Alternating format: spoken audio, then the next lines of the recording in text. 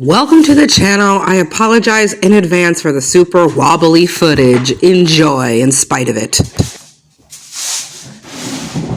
Hello. Greetings and salutations. It's Saturday. My kids are outside. I'm folding laundry, and we're going to talk about some of the books that I read in February while I fold. So, this is my kitchen. Don't mind the mess. Life happens. So I read All Black in February, and I had some trials and tribulations, some highs and lows, some frustrations. If you watched any of my other videos, I did like a readathon posted by Shay with the hobbies, which was fun. I do challenges periodically just to make something a little bit more fun, not necessarily competitively. They're just some little fun things to do while I'm already reading a million things.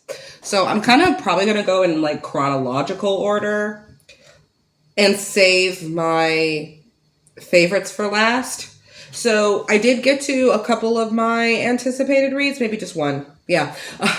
Death of the Author by Nettie, because I mispronounced her name last time, Nettie Okorafor. I am always like hit or miss with her stuff. This one was very different from anything else that she has ever done before. So, basically, it's about a woman who's like going through life. She doesn't know what she's doing. She's an author, but you know, she's not getting published, and she got dropped by her editor and dumped by her boyfriend and all sorts of things. Her family, she's like the youngest and she's disabled. So they baby her a lot, and her family's like, I want to say Nigerian. So there's a lot of like cultural stuff, which is really cool. But anyway, it kind of follows her and her like figuring out how she wants to, you know, she got fired from her job and she just feels lost. So she starts writing this novel, which is her like science fiction, and she's never done science fiction before, and people just eat it up. She becomes famous almost overnight, 6-figure book deal and all this stuff. But what's really cool, and it's kind of like a book within a book.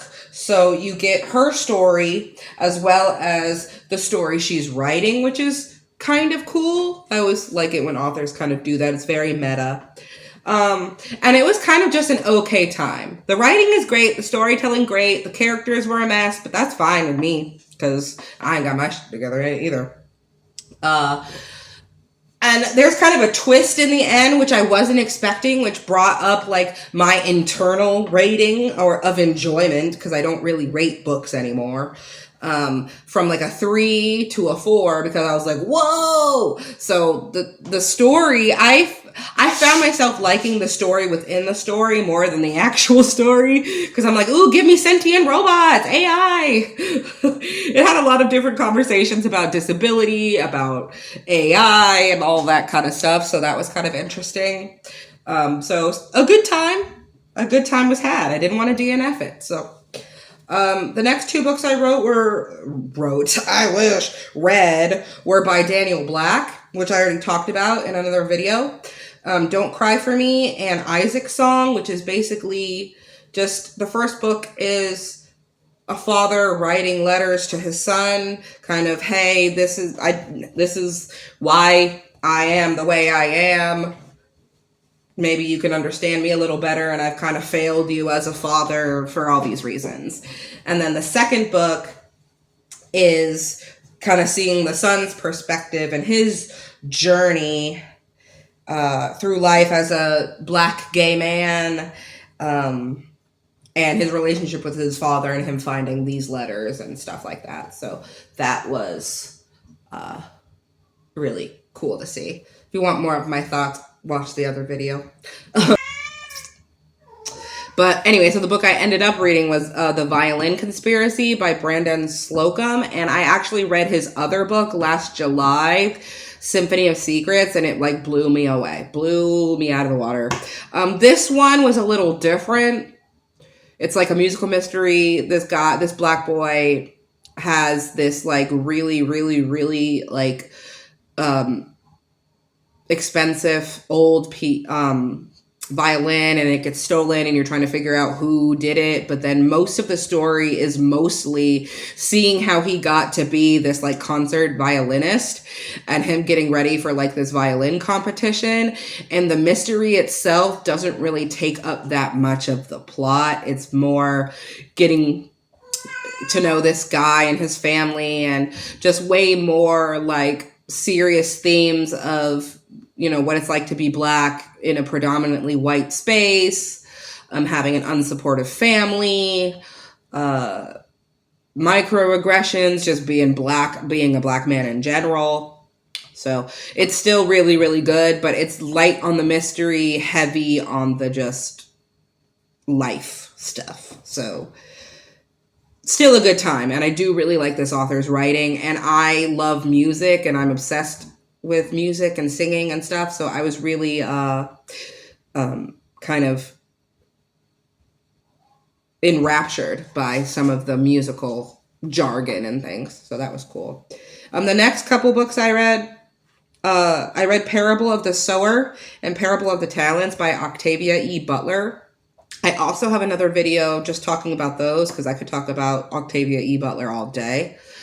But those were dystopian world. What's the world going to look like if we don't fix our planet and fix our government? And it didn't feel like science fiction. Let's just say that. But Octavia Butler's writing is always going to be really good, and I loved it. I read another book after that called Smoke Kings by Jamal Mayfield. And this is supposed to be like a thriller type crime fiction book. And it's basically these 4 people going after the descendants of like KKK members. Like basically getting reparations through violence and stuff, because one of the main characters' brother gets killed, and you know the police don't do anything about it, and you know, so this kind of group of people decide to go after, like I said, the descendants of the KKK members who like did lynchings or things like back in like the 30s or something, and then they like go after their grandkids if they're still like racist and do things. I think the concept was interesting, but I kind of felt queasy the whole time, because I don't think punishing the child for the sins of the father is necessarily something we should do, because we're filled with ancestral anger. But that's just me. I wanted to finish it to see what happens, because then they get actually mixed up with the KKK and bad stuff happens. So, and it was a debut book, so it was okay.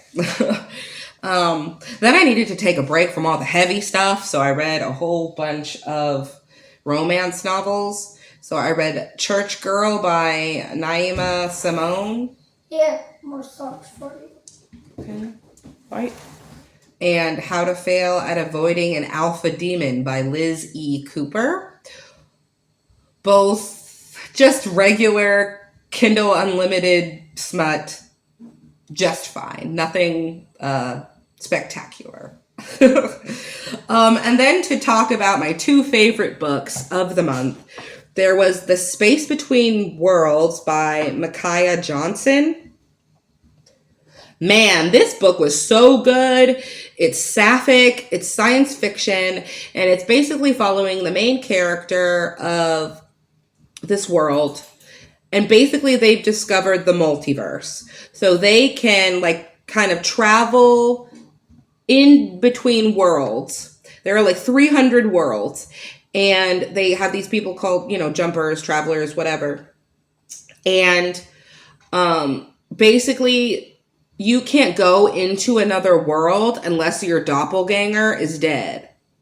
And this one, our main character, her doppelganger in all like 300 parallel universes, they always die. So she can go to as the most worlds.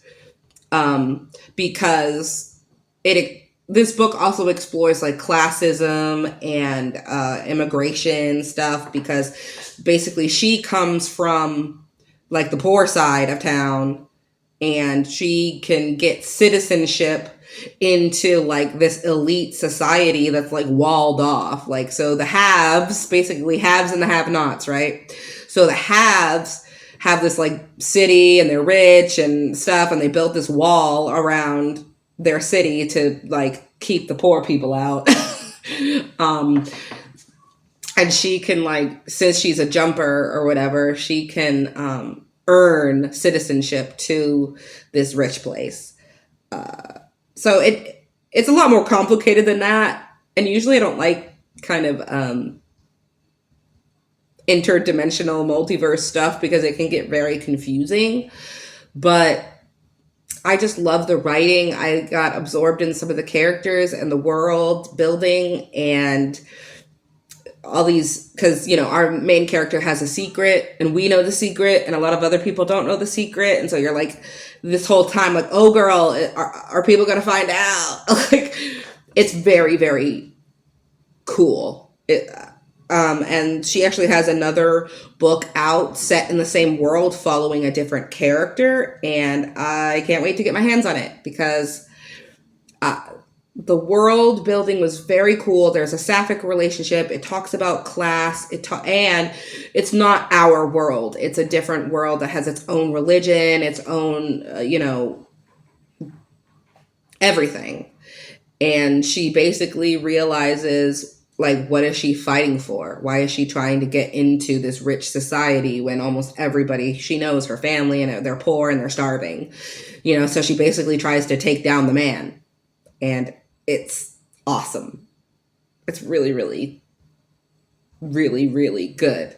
If you can stand kind of wrapping your brain around having multiple characters that are the same person and trying to, like, differentiate which one we're talking about, and having like multiple versions of the same character, if you can wrap your brain around that and different worlds and stuff, it's definitely worth a read for sure. It was one of my favorites of the month, hands down. And then my other favorite book was Cursebound by Sarah El Arifi. This is a sequel to Feybound. So I'm not going to say too much because it would just spoil it. And as much as I love spoilers, if you haven't read the first book, and a lot of it's not going to make sense anyway. So basically, this series follows elves, fairies, and the elves are at war. They thought the fairies were like dead, but they're not. And they're like in this underground place. And you follow a couple of different characters. Like the first book had like a sister duo, and you're in their kind of POV. It's dual POV, the first book, between the two sisters. And you kind of follow them on their journey of like discovering that there are fairies and there's magic. And there are these really cool creatures that are like deer, saber-toothed tiger, like they're big giant cats that you can ride, but they have these giant like horn antlers and they're magical. And basically there's a lot of politics, there's a lot of world building. It's really cool. The magic they use involves drums, which is really awesome. So this book, I liked it even more than the first one, where we kind of pick up right where we left off from the first one. And I didn't realize that this was going to be a trilogy. So usually middle book syndrome is a thing, but this one, it was very fast paced. Lots of stuff happened. There were so many twists, so many turns. We pretty much were in a different character's point of view almost the whole every chapter was a different person, and I got a little bit of whiplash, but I loved it. I still love the world. It didn't have middle book syndrome. It was very fast paced. Everything had a purpose. I can't wait for book 3. It was so good. Lived up to everything that I wanted it to be. There are new characters that I absolutely adore. This book is unapologetically queer because there are so many, like, it's built into their world that they can be with boys, girls, pan, trans, whatever, and it's just built into the world that's a part of their culture and nobody cares. And it's lovely to see. Just let gay people be gay. Let people just be who they are. Dang it. But anyway, that's pretty much the gist of the whole month. For March, I don't even know what I'm doing. I don't have any plans. I have a couple of things, year-long readathons that I do the whole year that I need to do. I was thinking about just reading a lot of lady stuff because it's March, Women's History Month.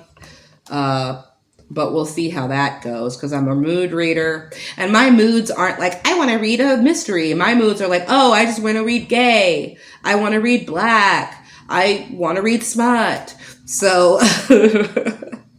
we'll see where the month takes me, and I will see you next time, guys.